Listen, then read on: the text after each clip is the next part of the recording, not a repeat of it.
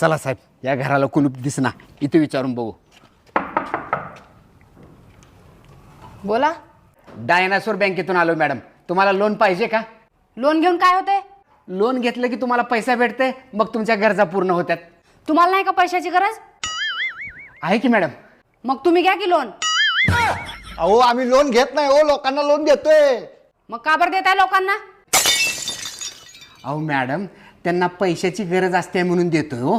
मग तुम्हाला नाही का गरज? अहो मॅडम, आम्हाला पण आहे की गरज. मग घ्या की तुम्ही.